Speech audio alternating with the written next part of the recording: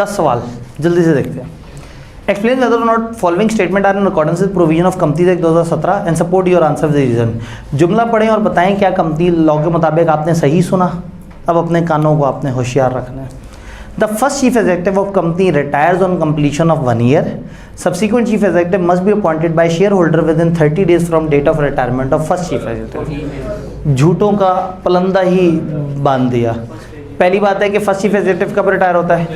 First AGM पे। फिर नए चीफ एग्जीक्यूटिव को कौन चूज़ करता है? डायरेक्टर। कितने दिनों में चूज़ करते हैं? इलेक्शन के 14 दिनों में। तो इन्होंने फजूल बातें की थी, गंदी बात की है इन्होंने। Explain whether not following statement are in accordance with. अब बताइए अब वाला जुमला अच्छा है या नहीं है।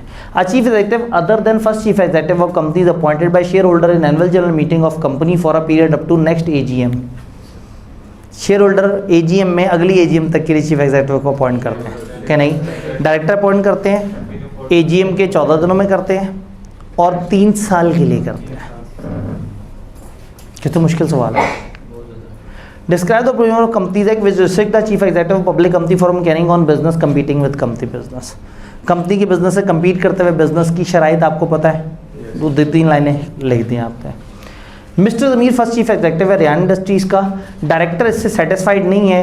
कंपनीज एक्ट के मुताबिक बताएं मिस्टर ज़मीर का टर्म ऑफ ऑफिस कितना है और उसको कैसे निकाला जा सकता है। मिस्टर ज़मीर पहले चीफ एग्जीक्यूटिव हैं, क्या टर्म है इनका? फर्स्ट AGM तक। उनको कैसे निकाला जा सकता है? स्पेशल रेजोल्यूशन से निकाल सकते हैं या डायरेक्टर की 3/4 अक्सरियत से, और अगर गवर्नमेंट के पास 75% शेयर्स है वो निकाल सकते हैं।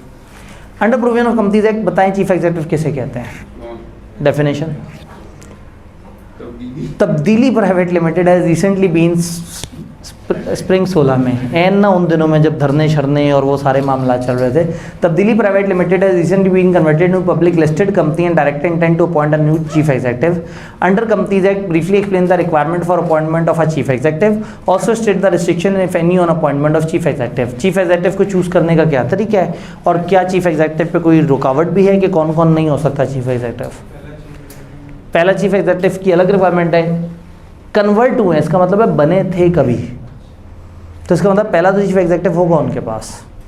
कह दें अगर अभी तक पहला नहीं है तो पहला तो आपको आर्टिकल्स के साथ बताना चाहिए था, बताया होगा, हमें नहीं पता। तो सब्सिक्वेंट चीफ एग्जीक्यूटिव कैसे बनेगा? इलेक्शन के 14 दिनों के अंदर अंदर। और कौन नहीं बन सकता? जो डायरेक्टर नहीं बन सकता वो चीफ एग्जीक्यूटिव भी नहीं बन सकता। वो जो इनएलिजिबिलिटीज थी। लो जी, टेक्निकल सवाल। Fraya limited unlisted public company है, manufacturing and sale of plastic bottle कर रहे हैं लाहौर में। FL is planning to appoint Gul Mehr as chief executive officer of the company. During interview Gul Mehr में उसने बताया कि उसकी wife Mona corporate brokerage house चला रही है लाहौर में और उसका सन सुल्तान बिजनेस ग्रेजुएट है और वो प्लास्टिक बॉटल्स मुल्तान में बेच रहा है। Gul Mehar also disclose to board that he sometime provide technical assistant to Sultan without any charge. बताएं क्या गुल मेहर अपॉइंट हो सकता है? गुल मेहर अपॉइंटमेंट के वक्त एक अनलिस्टेड पब्लिक कंपनी में अपॉइंटमेंट के वक्त उसने कहा जी मेरे 2 मसले हैं। मसला नंबर 1 कि मेरी बीवी जो है वो ब्रोकरेज हाउस चला रही है। दूसरा मसला जो मेरा बेटा है जो ग्रेजुएट कर चुका है वो मुल्तान में प्लास्टिक बॉटल्स बेचने का काम कर रहा है। जी क्या आपको कोई मसले नज़र आ रहे हैं गुल मेहर में? गुल मेहर की बीवी स्टॉक ब्रोकर है, उससे फ़र्क पड़ता है? लिस्टेड कंपनी में फ़र्क पड़ता है। ये लिस्टेड तो नहीं है, लिस्टेड कंपनी में था ना वो वाला मसला, ख़त्म हो गया।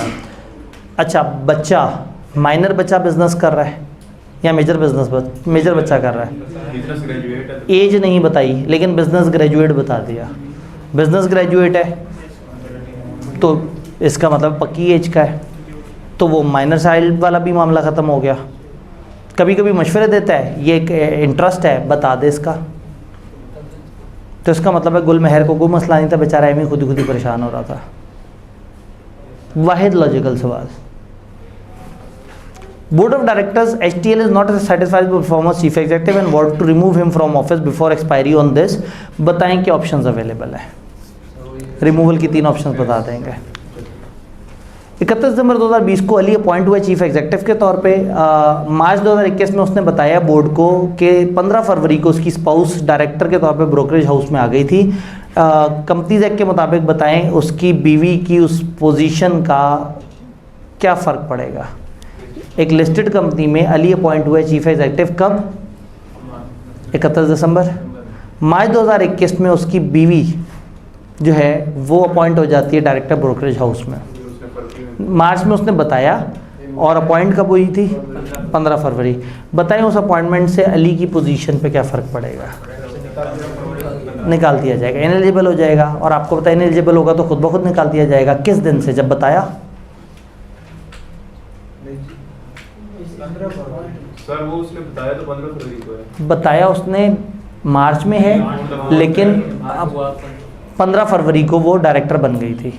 तो जिस वक्त वो डायरेक्टर बनी उसी वक्त ये फारिग हो गया।